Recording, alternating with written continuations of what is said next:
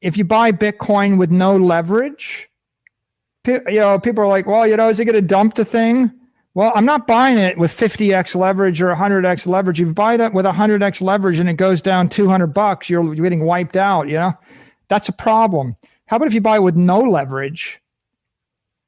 When you buy with no leverage and when it goes down by 90%, you're just sitting around asking yourself, is this the time to buy with whatever else I've got left? And when it gets down to 95%, you're like, well, maybe is this the point for me to go all in? Right? So if you take a long view and you're, strong hands, that meme really just refers to take a long view. Don't leverage yourself too much.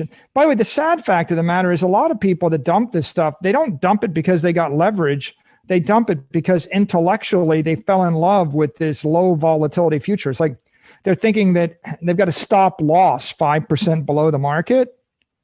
It's like creating, plans are like putting in stop loss orders. It's like, did you ever put a stop loss order on your daughter, your son? Like, would you put a stop loss order on something you loved? I don't think so, right? So in this particular case, my view is it's Bitcoin. Do I have a better option in the world? No. Would you do it if you knew it was going to work out badly? Yeah. Right? Would you do the right thing even if you knew you were going to suffer for it one day in the distant future? Yeah, I think so. Right? Was my option to do the wrong thing?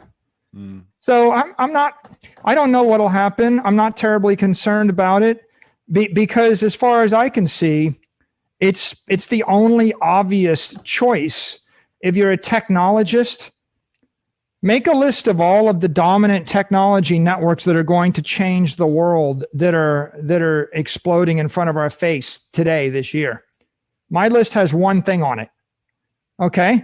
If you're a technologist, it's the one thing and everything else is not so compelling.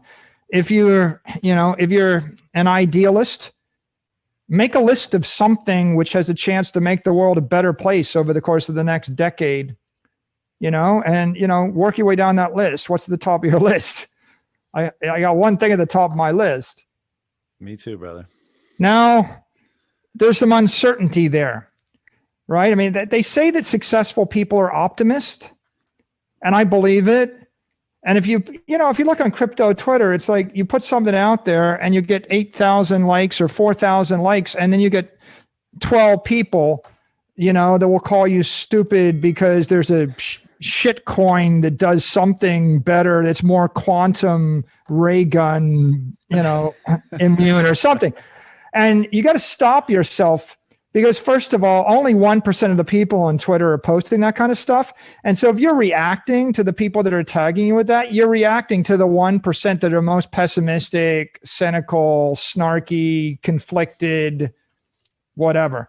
And so that's one reason not to react to it. But the other reason, the other point is that all those people that have all that negative energy, it's debilitating to them. It's like, I won't cross the street. I might get hit by a car. I can't buy that because a quantum computer might break it. I can't do that because someone might do this. I can't do that because I can think of 1/1000th of a situation in the distant future where it might hypothetically cause you to incur some legal liability that you might hypothetically suffer for. It's like just so much negativity, and you just shouldn't dwell on it. So when I forecast out, I'm like, there's going to be volatility. Bad things going to happen. I don't know what they are. It doesn't really matter. Make your decision. I made my decision. Make yours. We need to move forward. I'm not going to freeze to death. I'm not going to cower in my basement. I'm not going to engage in behavior which is obviously morally hazardous to my health, right? I just rather have the uncertainty of the other thing.